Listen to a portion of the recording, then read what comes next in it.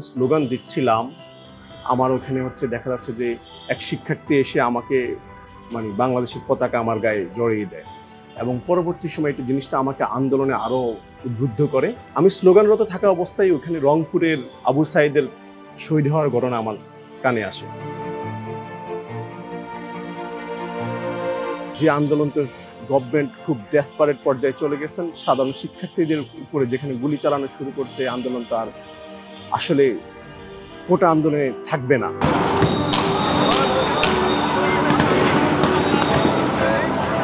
আমার তখন মনে হয়েছিল যে আসলে খুব স্তব্ধ হয়ে যায়, আমার সাহস দ্বিগুণ বাড়ে যে আবু সাইদের মৃত্যুর সিনটা যখন দেখি যে সে বুক পেতে দিয়েছে পুলিশের গুলির সামনে। আমার কাছে তখন মনে হয়েছিল হয় মুক্তি না হলে মৃত্যু। দেন আমি ওখানে দাঁড়াইয়া 20 সেকেন্ডের একটা বক্তব্য দিলাম। আমি বলছিলাম যে আমি ডিভাইডের উপরে দাঁড়াইয়া বলছিলাম যে আবু সাইদ বুক পেতে দিয়েছে, আমাদের কোনো ভয় নাই। আমরা কি ভয় পাচ্ছি? আমরা এদেরকে ভয় পেয়ে যদি এখান থেকে সরে যাই তাহলে কিন্তু আমাদের এখানে অনেক লাশ পড়বে। আমরা ভয় পাবো না, আমরা উল্টা ওদেরকে পাল্টা ধাওয়া দিই, তাহলে দেখবেন যে ওরা পিছু হাঁটবে। ওদের মনের মধ্যে অনেক ভয় কাজ করছে।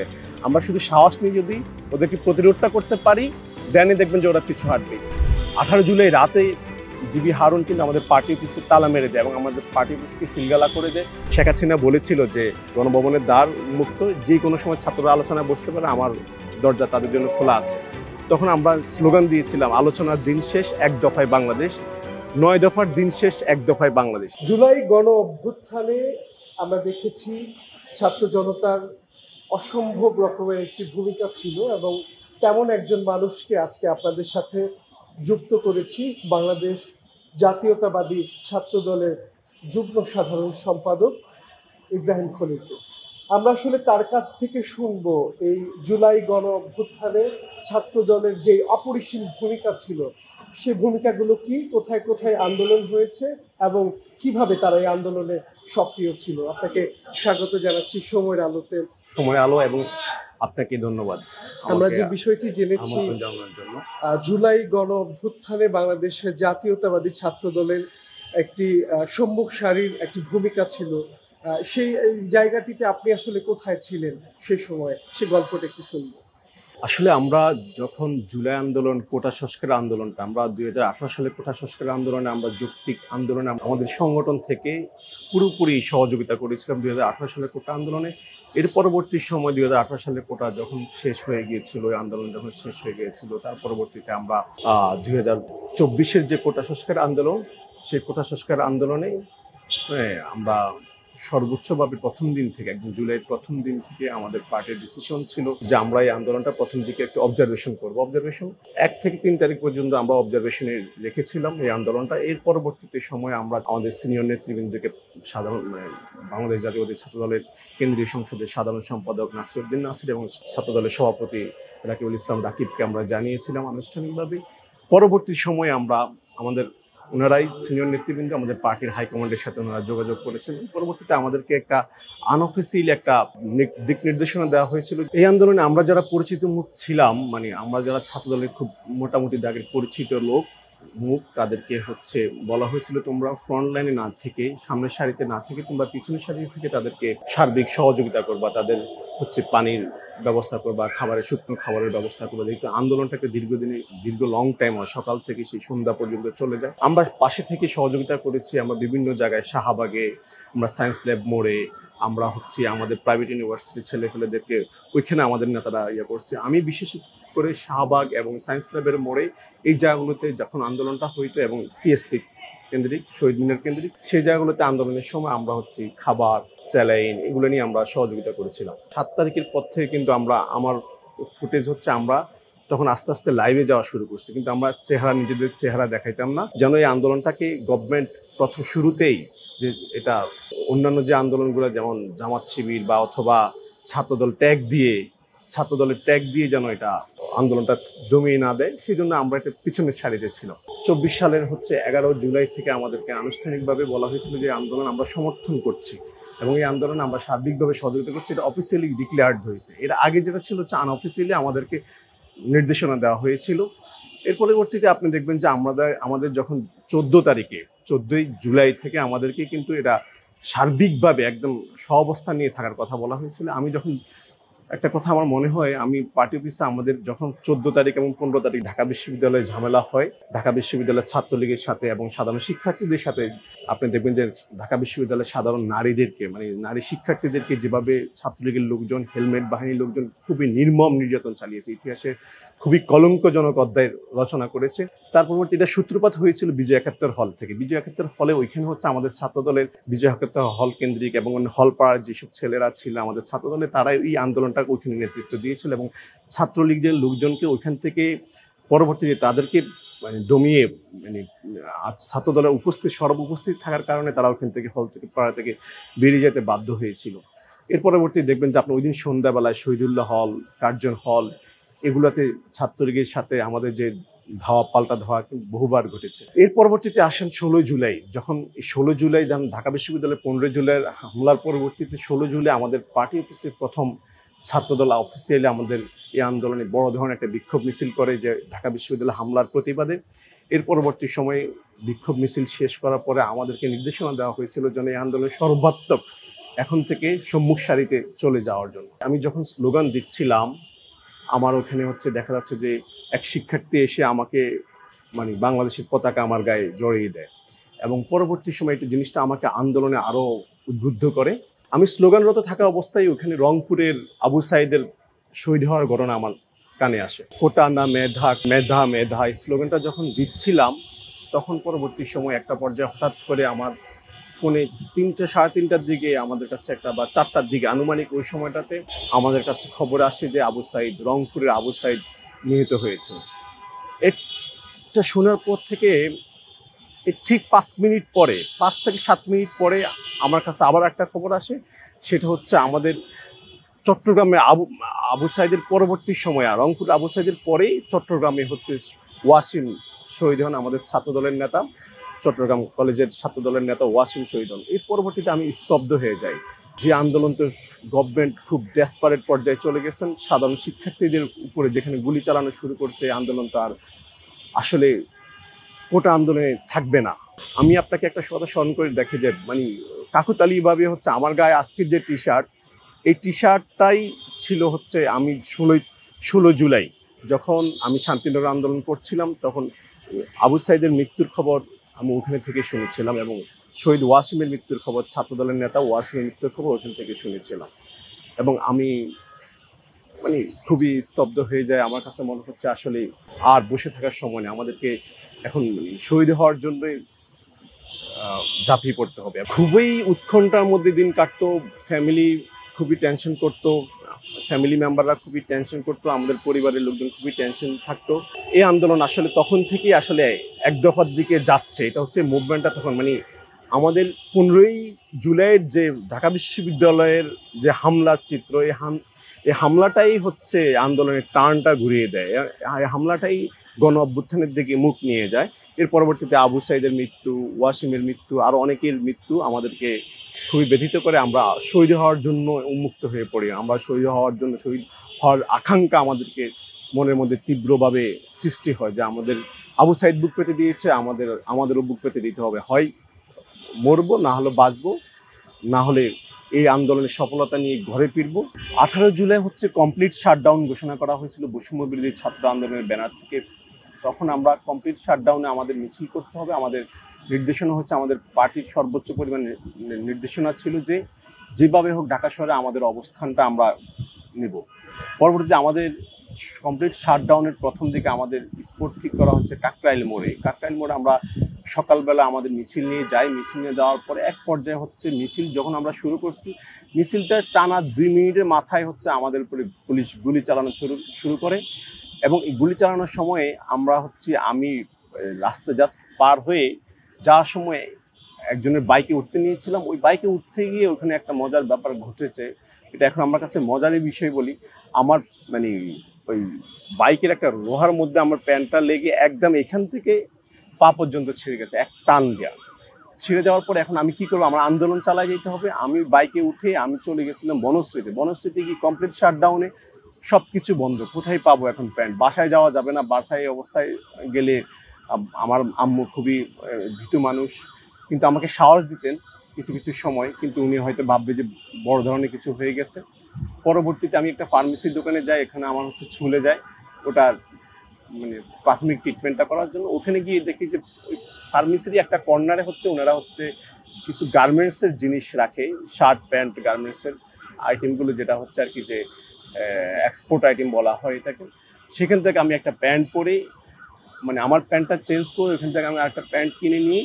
দেন আমরা আবার আমাদের একটা মিছিল হওয়ার কথা হচ্ছে আরামবাগে, মানে নটরডেম কলেজের পাশেই, তখন আমরা ওখানে চলে যাই। ওটা হচ্ছে দুপুর 12টার দিকে। আমরা মিছিলটা যখন শুরু করি কমপ্লিট শাটডাউনের ওই আন্দোলনে, তখন শুরু করার জাস্ট আমাদের বিএনপির নেতাকর্মী দেখেই পুলিশ এলোপাতাড়ি গুলি করা শুরু করে। গুলি এক পর্যায়ে ওই সময় আমরা মানে দুই দিক থেকে আমাদেরকে গুলি করা শুরু করে, ফকিরাপুর মোড় থেকে এবং নটরডেমের বিপরীত পাশে একটা পেট্রোল পাম্প আছে, ওই পেট্রোল পাম্পের ওই দিক থেকে পুলিশ আমাদেরকে দুই দিক থেকে গুলি করে। পরে আমরা কাঁচা বাজারের ভিতরে ঢুকে যায়, কিছু অংশের লোকজন কাঁচা বাজারের ভিতরে আইসা এসে তারপরে আমরা হচ্ছে জানতে পারি যে আমাদের ওইখানে আমাদের এক ছোট ভাই প্রাইভেট বিশ্ববিদ্যালয়ের জয়েন্ট সেক্রেটারি ছিল, নাম হচ্ছে মিরাজ। তার দুই চোখে গুলি লাগে, রাবার বুলেট লাগে, এবং তার দুই চোখ 90% এখন মানে সে তার আলো হারিয়ে ফেলেছে এবং সেই ট্রিটমেন্টের জন্য বিদেশে আছে। এটা আমাকে খুব পীড়া দেয় যে আমাদের চোখের সামনে একজনের গুলি লেগে তার চোখ চলে যাচ্ছে। ওই সময় আমাদের ওইখানে প্রায় 20-22 জন লোকজন নেতাকর্মী আমাদের অ্যারেস্ট করে পুলিশ। এর পরবর্তীতে আমি ওখান থেকে এসে পল্টন মোড়ে আসি, সাধারণ শিক্ষার্থীদের সাথে আন্দোলন করি। ওখানে দেখি যে আন্দোলনটা একটা পর্যায়ে খুব ছোট আকারে মানে ছড়িয়ে যায়, শেষ হয়ে যায়। আমি চলে যাই হচ্ছে কাকরাইল মোড়ে। কাকরাইল মোড়ে গিয়ে আমি দেখি যে ওখানে উইলস লিটল পাওয়ারের স্টুডেন্টরা আছে, স্ট্যামফোর্ড ইউনিভার্সিটির স্টুডেন্ট আছে। আমার সাথে আমার সহকর্মী ছিল 20-25 জন। আমরা রিক্সা ভাগে ভাগে হেঁটে হেঁটে চলে যাই। দেন হচ্ছে কাকরাইল মোড়ে গিয়ে আমরা একটা অবস্থান দেখি, এখানে শিক্ষার্থীরা হচ্ছে স্লোগান দিচ্ছে। আমরা ওদেরকে প্রথমে পানি টানি দিয়ে ওদের সাথে অংশগ্রহণ করি। দেন আমি ওখানে দাঁড়াইয়া 20 সেকেন্ডের একটা বক্তব্য দিলাম। আমি বলছিলাম যে আমি ডিভাইডের উপরে দাঁড়াইয়া বলছিলাম যে আবু সাইদ বুক পেতে দিয়েছে, আমাদের কোনো ভয় নাই। আমরা কি ভয় পাচ্ছি? আমরা এদেরকে ভয় পালে, ভয় পেয়ে যদি এখান থেকে সরে যাই তাহলে কিন্তু আমাদের এখানে অনেক ক্লাস পড়বে। আমরা ভয় পাবো না, আমরা উল্টা ওদেরকে পাল্টা ধাওয়া দিই, তাহলে দেখবেন যে ওরা পিছু হাঁটবে। ওদের ভয়, ওদের মনের মধ্যে অনেক ভয় কাজ করছে। আমরা শুধু সাহস নিয়ে যদি ওদেরকে প্রতিরোধটা করতে পারি, দেনই দেখবেন যে ওরা পিছু হাঁটবে। ঠিকই আমি দাঁড়ানো অবস্থায় ওখানকার শিক্ষার্থীরা সবাই মিলে এই সম্রাটকে ধাওয়া দেওয়া শুরু করছে, এবং সম্রাট ঠিকই ওখানে কর্ণফুলী টাওয়ারের সামনে তার 20-25টা বাইক ছিল, বাইকটাই রেখে সম্রাট ঢাকা শহর থেকে সেই সম্রাট আর কখনোই নামতে পারে নাই। সম্রাটের রাজ্য ওখানে শেষ হয়ে গিয়েছিল। 19শে জুলাই আমাদের একটা প্রোগ্রাম ছিল প্রেস ক্লাবে। প্রেস ক্লাবে তখন আমাদের সকল নেতাকর্মীকে, অঙ্গ সংগঠনের নেতাকর্মী সবাইকে প্রেস ক্লাবে অবস্থান নেওয়ার কথা বলা হয়েছিল। 19শে জুলাই আপনি দেখবেন ওখানে হচ্ছে আমাদের বিএনপির সিনিয়র যুগ্ম মহাসচিব রুহুল কবির রিজভীকে ওই দিন পুলিশ অ্যারেস্ট করা হয়। পরবর্তীতে আন্দোলন ছড়িয়ে পড়ে আপনার পুরানা পল্টন মোড় থেকে নাইটেঙ্গেল মোড় এবং সেই শান্তিনগর মোড় এবং একদম মালিবাগ মোড় পর্যন্ত এখানে আমাদের নেতাকর্মীরা সর্বোচ্চ অবস্থান গ্রহণ করে। তখন আমরা আমাদের ছাত্রদলের কেন্দ্রীয় সংসদের সাধারণ সম্পাদক নাসিরউদ্দিন নাসির ভাইয়ের নেতৃত্বে আমরা অবস্থান নিয়েছিলাম আপনার বিজয়নগর পানির ট্যাঙ্কির ওই এলাকাটাতে। ওইখানে হচ্ছে আমাদের দক্ষিণ যুব দলের সদস্য সচিব রবিউল ইসলাম নয়ন ওইখানে ছিলেন, এবং আমরা সেই দীর্ঘক্ষণ ওখানে লড়াই করেছি। ওই দিন আমাদের উপরে পুলিশ এত বেশি গুলি চালিয়েছে, আমাদের চোখের সামনে আমাদের দুই সহযোদ্ধা একদম স্পটেই তারা নিহত হয়, এবং আমাদের আরো দুই সহযোদ্ধা ওই দিন গুলি খায়, যাদেরকে আমরা মৃত্যুর মানে এমনভাবে তাদেরকে গুলি করা হয়, মানে চাইনিজ রাইফেল দিয়ে। একজনের হচ্ছে এখানে গুলি লাগে, আরেকজনের হচ্ছে ঠিক এই জায়গায় গুলি লেগে এখান দিয়ে বের হয়ে যায়। পরবর্তী আমরা ওরা যে বাঁচবে না এই আশাটা আমরা ছেড়ে দিয়েছিলাম। ওরা আসলে ফিরবে কিনা, আমাদের মাঝে আর ফিরবে কিনা, এই আশাটা আমরা ছেড়ে দিয়েছিলাম। 18 জুলাই রাতে ডিবি হারুন কিন্তু আমাদের পার্টি অফিসে তালা মেরে দেয় এবং আমাদের পার্টি অফিসকে সিলগালা করে দেয়। পরবর্তীতে ওই দিন আমরা মিছিল নিয়ে হচ্ছে 19শে জুলাই আমাদের পার্টি অফিসের তালা ভেঙে আমরা আমাদের পার্টি অফিস অবস্থান নিই। ওই দিন আমার একটা স্মৃতি খুব মনে পড়ে। আমি এবং আমাদের ছাত্রদলের সাধারণ সম্পাদক রাত 9টা বাজে যখন আমরা শুনতে পাই কারফিউ দিয়ে দিয়েছে, আমরা তখন একটা বাসায় আটকা পড়ি এবং রাত ওইখানেই কাটি। এবং পরের দিন যখন কমপ্লিট শাটডাউন মানে ছিল ওই দিন, এর পরের দিন হচ্ছে কারফিউ যখন দেয়, আমাদের পার্টির চেয়ারম্যান, ভারপ্রাপ্ত চেয়ারম্যান, আমাদের ছাত্রদলের সাধারণ সম্পাদক নাসিরউদ্দিন নাসির ভাইয়ের সাথে আমি তখন ছিলাম, বহুবার যোগাযোগ করেছেন, প্রায় অসংখ্যবার, 20 থেকে 22 বার উনি যোগাযোগ করেছেন এবং আমাদের সবার খোঁজ খবর নিয়েছেন, কার কী অবস্থা, কে কে মারা গেছেন, কে কে গুলিবিদ্ধ হয়েছেন, সবার খোঁজখবর নিয়েছেন। এবং উনি ওই দিন একটা নির্দেশনা আমার চোখের সামনে ভারপ্রাপ্ত চেয়ারম্যান তারেক রহমান দিয়েছিলেন যে 19শে জুলাই যে ঘটনার পরবর্তী 20শে জুলাই যখন কারফিউ দেওয়া হয়, যে উনি তখন আমাদেরকে নির্দেশনা দিয়েছিলেন যে আমাদের রাজনৈতিক দলকে কিন্তু এই কারফিউর ভয়টা ভাঙতে হবে। প্রথম রাজনৈতিক দলকেই মানে কারফিউটা ভেঙে মানুষের মনের মধ্যে সাহসটা যোগাইতে হবে। কারফিউর একটা ভয় কিন্তু মানুষের মধ্যে আছে। সেই জায়গায় হচ্ছে আমাদেরকে বলা হয়েছিল যে কারফিউ ভেঙে প্রথম ছাত্রদলকে মিছিল করতে হবে। এবং আমাদের পরবর্তী 20শে জুলাই আমরা হচ্ছি শান্তিনগর মোড়ে প্রথম আমরা সকালে ছাত্রদলের নেতৃত্বে ছাত্রদল কেন্দ্রীয় সংসদের সাধারণ সম্পাদক নাসিরউদ্দিন নাসির ভাইয়ের নেতৃত্বে আমরা প্রথম কারফিউ ভেঙে মিছিল করি। এবং আপনি দেখবেন যে এটা বিভিন্ন টেলিভিশন চ্যানেলে দেখানো হয়েছিল যে আমরাই প্রথম কারফিউ ভেঙে মিছিল করি। এর পরবর্তীতে ওই দিন আমি যখন হচ্ছে আমি আমার এক রিলেটিভের বাসায় যাই, রিলেটিভের বাসায় যাওয়ার পরে আমি জাস্ট বাসায় উঠে ফ্রেশ হব। আমরা তখন আমি নিজের বাসায় থাকতে পারতাম না, অন্য একজনের বাসায় যেতাম বাসা উঠে খাবো, মানে ফ্রেশ হয়ে খাবো। এমন সময় হচ্ছে জাস্ট ফ্রেশ হইলাম, দেনই হচ্ছে নিচ থেকে আমার ওই আঙ্কেল আয়সা আমাকে বলতেছিলেন যে তুমি তাড়াতাড়ি খেয়ে নাও, বাসায় ডিবি ঘেরাও করেছে। পরবর্তীতে আমি বললাম আপনাদেরকে কুল করলাম যে আপনারা ডিবি যদি আমাদের বাসায় এসে আপনাদের বাসায় এসে আমাকে নিতে চায়, আপনারা হচ্ছে আমার জন্য কোনো টেনশন করবো না, আমি চলে যাব।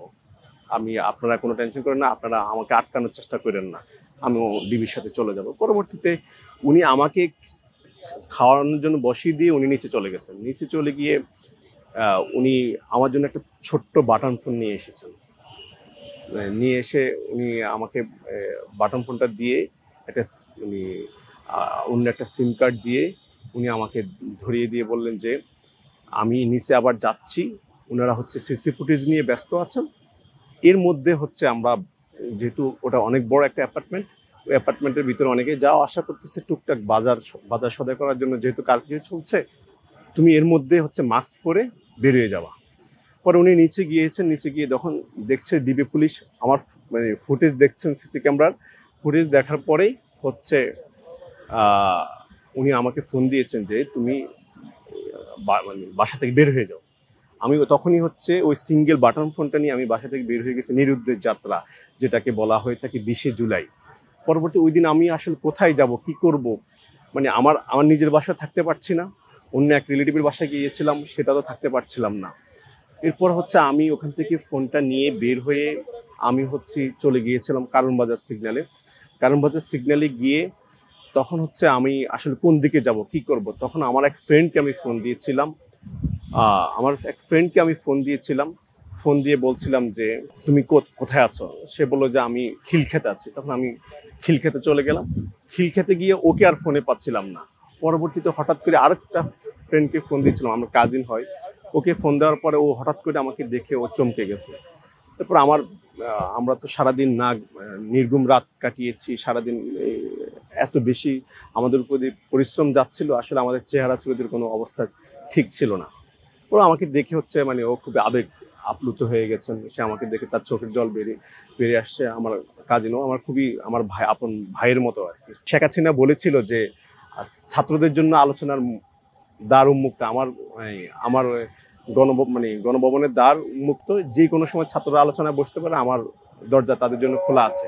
তখন আমরা স্লোগান দিয়েছিলাম, আলোচনার দিন শেষ, এক দফায় বাংলাদেশ, 9 দফার দিন শেষ, এক দফায় বাংলাদেশ। আমি যখন এই স্লোগানটা দিচ্ছিলাম তখনও সমন্বয়কদের একজন এসে, আজকে তারা অনেক বড় আন্দোলনকারী, তারা এই গভর্নমেন্টকে পতন করেছে, তারা দাবি করছে, তখনও সমন্বয়কের একজন এসে বলতেছে, ভাই আমরা কিন্তু এই গভর্নমেন্ট হটাও আন্দোলনে নেই, আপনি এই স্লোগান দিচ্ছিলেন কেন? আমি বললাম যে ভাই তুমি তোমার কাজ করো, আমরা আমাদের বাংলাদেশের জনগণ এখন আর এই কোটা সংস্কার আন্দোলনে নেই। বাংলাদেশের মানুষ এখন খুনি হাসিনাকে বিতাড়িত করতে চায়।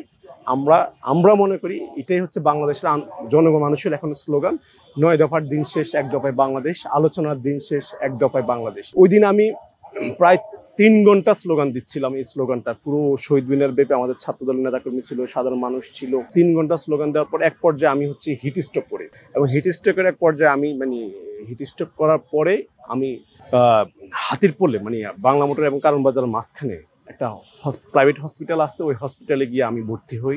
দলের নেতাকর্মী এবং আমাদের মহানগর যুবদল দক্ষিণের লোকজন ছিলেন, এবং বিএনপির সিনিয়র কিছু নেতৃবৃন্দ ছিলেন, প্রশিক্ষণ বিষয়ক তালুকদার খোকন, আমাদের ছাত্রদলের সাধারণ সম্পাদক নাসিরউদ্দিন নাসির, এবং আমাদের মহানগর যুবদল দক্ষিণের সেক্রেটারি রবিউল ইসলাম নয়ন সহ আমরা ওই দিন হচ্ছে ছাত্রলীগকে 4 তারিখে শাহবাগ থেকে বিতাড়িত করি। ছাত্রলীগকে ধাওয়া দিয়ে ছাত্রলীগ পিজি হসপিটাল থেকে বের হয়ে 4 তারিখে বিতাড়িত হয়ে ছাত্রলীগ বেরিয়ে যায় এবং আমরা সারাদিন ওইখানে অবস্থান নিই। এক পর্যায়ে আমরা দেখি যে কারওয়ানবাজার ওই দিক থেকে কিছুক্ষণ পর পরে আহত মানুষ নিয়ে আসতেছে, গুলি খাওয়া মানুষ নিয়ে আসতেছে। এর পরবর্তী 4 তারিখ আপনি দেখবেন যে জানেন যে 4 তারিখ কিন্তু নাহিদ পরবর্তী শাহবাগে আসে এবং নাহিদ 4 তারিখে এসে 6 তারিখে মার্চ টু ঢাকা একটা কর্মসূচি গ্রহণ করে।